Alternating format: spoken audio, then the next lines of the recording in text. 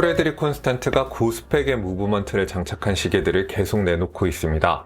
그동안 이 브랜드는 컴플리케이션을 중심으로 한 포트폴리오를 갖고 있었는데 자매 회사인 무브먼트 제조사 라주페레의 도움으로 이제 스펙 싸움에서도 밀리지 않는 시계들이 나올 수 있게 됐습니다. 1990년대에 르로끌에서 설립된 라주페레는 원래 트루비용이나 플라이백 크로노그래프, 알람 기능 같은 고가의 컴플리케이션에 특화된 무브먼트 제조사입니다. 최근에도 브라이틀링과 협업해서 트루비용 무브먼트를 제작하기도 했는데요. 주요 고객들인 럭셔리 브랜드들이 점점 인하우스 매뉴팩처로 방향을 틀고 있는 중이라서 이제는 좀 더 접근 가능한 범용 무브먼트들도 만들고 있습니다.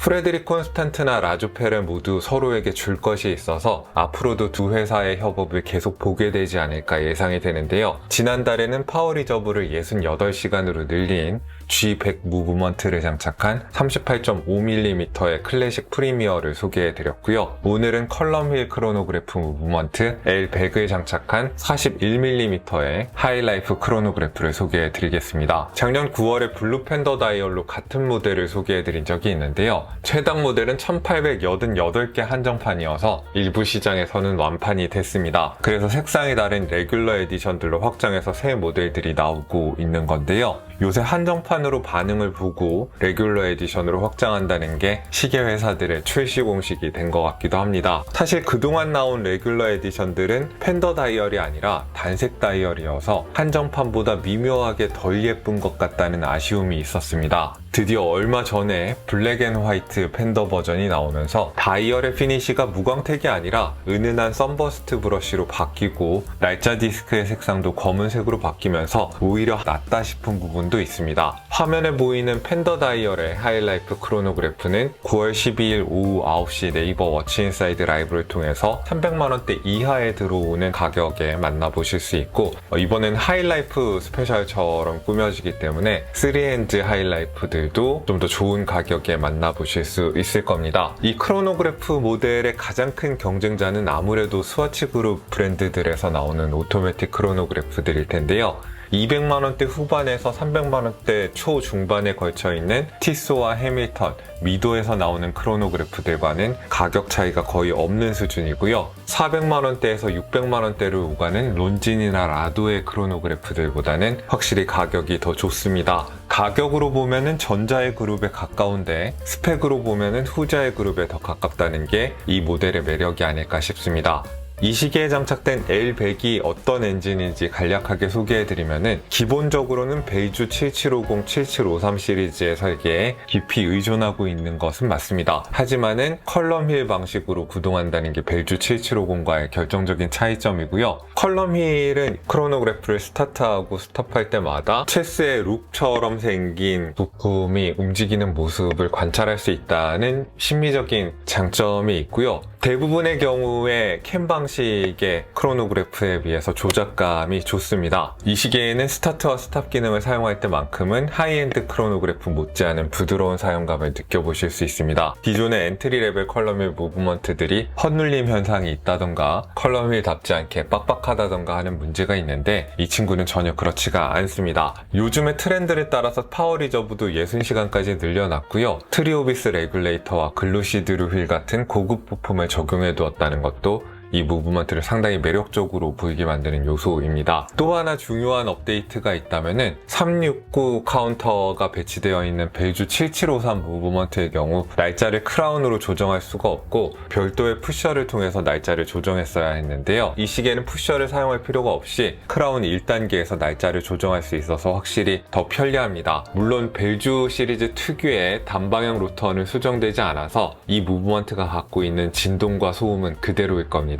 그 부분을 더 매력적으로 느끼시는 분들도 분명히 있습니다만은 이렇게 우아하게 생긴 시계에 단방향의 진동과 소음은 좀 안 어울리긴 합니다. 장식도 로즈골드 도금이 된 로터에다가 바깥쪽에 브릿지에만 제한적으로 코트드 제네브를 입히는 정도로만 되어 있습니다. 하지만 이렇게 제한된 장식이 가격을 더 합리적으로 만들려는 결정이라면 저는 지지합니다. 작년 9월에 하이라이프 크로노그래프 한정판을 처음 소개해드렸을 때 PRX 크로노그래프랑 비슷하다 불편하다는 의견이 좀 있었는데요. 저는 개인적으로 촬영을 잘못한 건가 하는 충격을 받았습니다. 다이어리 팬더 색상이라는 거랑 벨주 기반의 무브먼트를 사용한다는 거 말고는 사실 공유하는 게 많지 않거든요. 그래서 오늘은 케이스와 브레이슬릿이 다 보이는 좀 멀리서 찍은 샷들을 많이 포함시켜서 보여드리려고 합니다.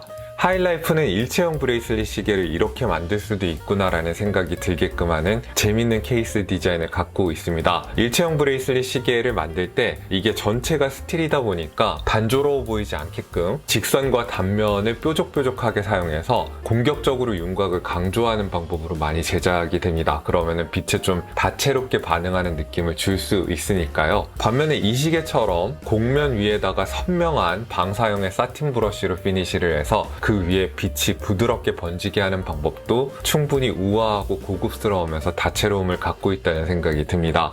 곡선을 많이 사용해도 케이스 전체를 다 밋밋하게 만든 건 아니고요. 브러쉬된 정면에서 폴리시된 측면으로 넘어가는 부분에는 날카롭고 선명한 경계가 있고요. 폴리시된 베젤에서 브러쉬된 럭으로 다시 폴리시된 측면으로 넘어가는 전환이 상당히 볼만합니다. 물론 이 브러쉬 폴리시의 효과적인 전환은 브레이슬릿에서도 이어지고 있습니다. 센터 링크들은 다 폴리시를 하고 H 링크들은 브러쉬가 되어 있습니다. 케이스에서 시계줄이 연결되는 부분이 디자인의 연속성을 해칠 수 있다고 생각하는데요. 시계줄이 케이스에 연결되는 각도를 반영해서 손톱 모양의 빗면을 케이스에다 넣어준 게 아주 자연스럽고 멋집니다. 이 브레이슬릿에 연결된 모습을 보면은 케이스의 디자인이 아주 연속성 있고 자연스럽게 브레이슬릿으로 이어지는 걸 볼 수 있습니다. 일체형 브레이슬릿 시계는 이렇게 만들어야죠. 이렇게 약간 둥글둥글 하면서도 속도감 있는 슬림한 선을 갖게 되면서 체감 사이즈에서도 덕을 좀 보는 시계입니다. 수치상의 차이는 그리 크지 않더라도 경쟁 모델보다 확연하게 작아 보이는 효과가 있습니다. 사실 사이즈 자체도 좀 더 작기도 하고요. 케이스 직경이 41mm라고 나오지만 베젤 부분의 직경은 39mm라서 다이얼이 케이스에 비해 작게 느껴지는 시계라고 할 수 있고요. 케이스의 위아래 길이는 45.2mm인데 시계줄이 한 칸 더 위로 올라가서 접히기 때문에 실제 위아래 길이는 49에서 50mm라고 생각하시면 좋을 것 같습니다. 도명의 유리를 포함하고도 두께가 14.3mm로 제가 본 100m 방수의 오토매틱 크로노그래프 중에서는 꽤 얇은 축에 속하고요. 옆면을 곡선으로 볼록하게 만들었기 때문에 수치보다도 더 얇게 느껴지는 효과가 있고 또 손등이 시계 케이스에 걸리지 않아서 착용감이 더 좋은 효과도 있습니다. 시계줄의 너비는 25.5mm로 시작해서 18mm로 좁아집니다. 더블돔 사파이어 크리스탈에는 약간 푸른빛을 도는 무반사 처리가 양면에 되어 있고요. 다이얼이 굉장히 쨍하게 잘 보입니다. 선버스트 실버 다이얼 위에는 지구의 위도와 경도를 레이저 앵그리빙으로 새겼습니다. 하이라이프 시리즈의 아이덴티티를 표현한 것인데요. 이전엔 약간 심심하게 느껴지는 듯한 면도 있었는데 이번에는 선버스트 브러쉬를 잘 활용해서 좀 더 다채로운 분위기를 가지게 됐습니다. 조명을 잘 받으면 새하얀 화이트로 보였다가 어두운 곳에서는 약간 금속성을 띤 은색에서 회색을 오갑니다. 다이얼의 배치는 상당히 깨끗하고 균형감 내지 비례감이 좋은 편입니다. 아플리케 금속 인덱스와 거기에 잘 어울리는 패들 형태의 시분침을 붙여 주었습니다. 스포츠 시계의 것이라기보다는 드레스 시계의 것에 가까운 느낌이고 3시, 6시, 9시 카운터의 블랙 색상과 챕터링이 촘촘하게 프린트된 르호의 블랙이 조화롭게 보입니다. 화이트와 블랙만 사용해서 다이얼이 정말 깨끗해 보이고요. 깊고 진한 색감의 블랙을 써서 더 정돈된 분위기가 있습니다. 프린트의 해상도도 물론 깨끗하게 잘 나와서 12시에는 프레드릭 콘스탄트의 사명을 검은색으로 써놨고요. 지난번에 날짜창이 다소 애매한 4시 방향에 들어간 걸 비판했었는데요. 이번에는 팬더 색상의 다이얼에 맞게 검은색 디스크의 날짜를 활용해가지고 조금 귀여워 보이기도 하는 것 같습니다. 단정하게 금속 테두리도 달려있고요. 크로노그래프 기능에는 야광이 적용되어 있지 않고요. 시분침과 인덱스에 아주 강하지 않은 강도로 적용되어 있으니까 잠깐씩 어두운 곳을 지날 때 정도에 사용하기 괜찮습니다.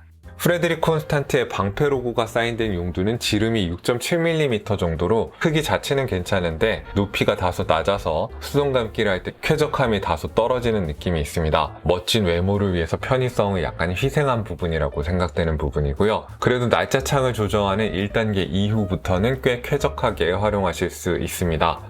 가죽줄이 빠지고 2개의 시계줄만 제공이 됩니다. 퀵 릴리즈 레버가 달려있어서 기분에 따라서 쉽게 교체할 수 있다는 장점은 여전하고요. 기본 브레이슬릿은 이런 장르의 시계에 어울리는 피니시도 좋고 착용감이 좋은 브레이슬릿입니다. 신기하게도 안쪽으로는 다 접히는데 바깥쪽으로는 접히지 않는다는 게 특징이라면 특징입니다. 아쉬운 점은 스크루 방식이 아니라 핀앤컬러 방식의 길이 조정을 해야 한다는 것입니다. 미세 조정이 없긴 하지만은 다행히 링크 한 칸의 길이가 길지 않아서 길이 조정을 꽤 섬세하게 하실 수 있고요. 클래스프 부분에 열어보시면은 페를라주 장식이 되어 있고 방패 로고가 바깥에 보이도록 장식 같은 것들이 아주 멋있게 되어 있는 클래스프입니다. 러버 스트랩으로 차면은 무게를 많이 줄일 수 있다는 장점이 있고요. 러버 스트랩의 특유의 무늬 같은 것들도 들어가 있고 바느질도 되어 있어서 그냥 쉬어가는 스트랩으로 나눠준 느낌이 아니라 진짜 활용할 수 있는 스트랩이 들어가 있습니다. 자, 이렇게 해서 돌아온 펜더 다이얼의 하이라이프 크로노그래프를 살펴봤습니다. 저는 다이얼에 썬버스트 브러쉬가 들어간다는 게 인상이 확 달라져서 마음에 드는 것 같고요. 하이라이프 크로노그래프가 가지고 있는 기존의 장점들은 여전합니다. 경쟁 브랜드들보다 사이즈가 좋고 컬럼 휠과 고급 부품들을 사용한 흥미로운 무브먼트를 장착하고 있고, 그리고 100m 방수 성능의 케이스에다가 보너스 스트랩도 쓸만한 거 하나 더 준다는 여러 가지 장점들이 있는 시계입니다. 그래서 기계식 크로노그래프를 찾아보고 계시다면은 저는 같은 예산에서는 제일 좋은 크로노그래프가 아닌가라고 감히 말씀을 드려보겠습니다. 오늘도 여러분들께 유용한 정보가 됐기를 바라고요. 지금까지 여기는 생활인의 시계 채널 저는 호스트 김생활이었습니다. 안녕히 계십시오.